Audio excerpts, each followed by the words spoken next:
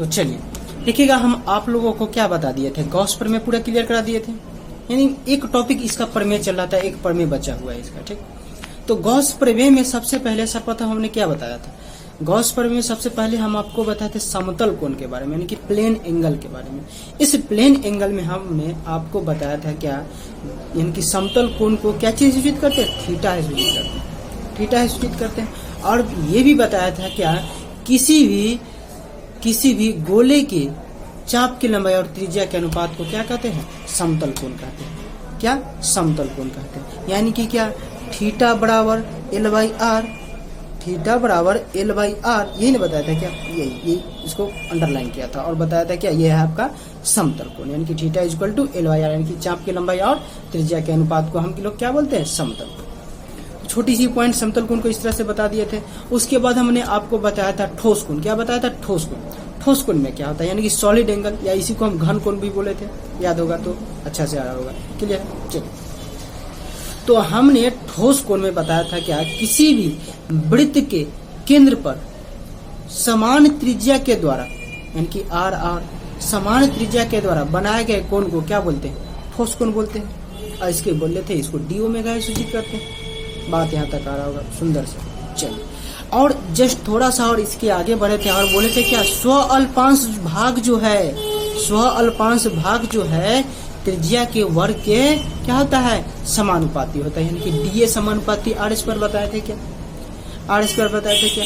Just यहाँ से समानुपाती स्थिरांक हटा था, समानुपातिक स्थिरांक हटा था, यानी कि साइन हटा था, डी ओमेगा आ गया था। यानी कि टोटली यहाँ पर क्या हुआ था, डीए बराबर डी ओमेगा बाई R², यानी कि डी ओमेगा का मान क्या निकला था, डीए बाई R²। यहाँ तक आ रहा था कि यही आपका क्या निकला था, ठोस कोण।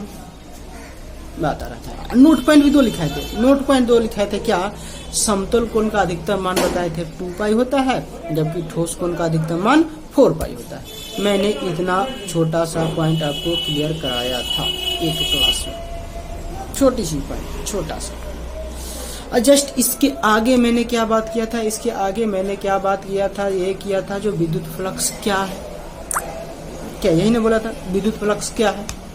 तो इस विद्युत फ्लक्स में हमने आपको बताया थे क्या, जो विद्युत क्षेत्र की दिशा तथा स्व अल्पांश क्षेत्र की दिशा का बीच का कोण यदि क्या हो, थीटा हो, तो दोनों के अदिश गुणनफल को क्या कहते हैं, क्या कहते हैं, विद्युत फ्लक्स कहते हैं, इलेक्ट्रिक फ्लक्स, इलेक्ट्रिक फ्लक्स। बात आ रहा है क्या।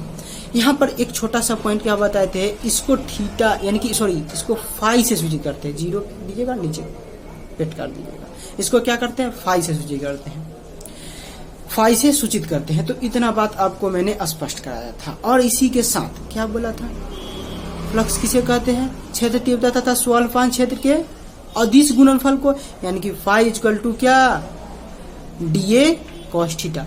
और डीए कॉस थीटा, चूंकि यहाँ पे डी है इसलिए आगे भी डी, यानी डी फाई बराबर क्या, ई डीए कॉस थीटा। चूंकि ई और डीए के क्या होता है, गुणनफल के अदिश गुणनफल, तो अदिश गुणनफल तो कॉस थीटा, यानी कि टोटली आपको निकला था डी फाई बराबर E D A cos theta, ये निकला था आपका इक्वेशन। चलिए, अब यहाँ पर बोले थीटा है, यदि मान लेते हैं अगर थीटा इक्वल टू 0 हो, यानी कि क्या स्व अल्पांश क्षेत्र की दिशा एक ही हो, तब क्या बात बनेगा, तो बात ये बनेगा, जो cos 0 का मान आप लोग को याद होगा, तो cos 0 का मान 1 होता है, cos 0 का 1 होता है मान, इसी के अकॉर्डिंग फाई इक्वल टू ई आ जाएगा, cos का मान 0 रख के देखिएगा तो ई आ जाएगा। तो ये क्या होगा, विद्युत फ्लक्स का मैक्सिमम मान क्या होता है, ई ए, यानी कि विद्युत क्षेत्र तीव्रता और क्षेत्र के गुणनफल को ई ए, ठीक, फाई बराबर ई ए। उसी के साथ थोड़ा सा और आगे बढ़ गए थे, थोड़ा सा और आगे बढ़े थे तो 90 पे डाले थे, तो 90 पे क्या आया था, 0, यानी कि मिनिमम मान आया था। 90 पे कितना आया था, 0, यानी कि मिनिमम मान आया था। तो याद रखिएगा, विद्युत फ्लक्स का मिनिमम मान 90 पे और मैक्सिमम मान 0 पे प्राप्त होता है, जबकि अधिकतम मान ये होता है और न्यूनतम मान 0 होता है। इतना बात मैंने कराया था। और इससे आगे क्या किया था, इसका प्रमेय की बात की थी। इतना बात सुंदर से आ रहा होगा क्या, बहुत ही अच्छा से, सुंदर है ना, अच्छा है ना, लग रहा है अच्छा ना, बिल्कुल अच्छा लग रहा है। स्वस्थ रहिए सब लोग, अच्छी रहिए।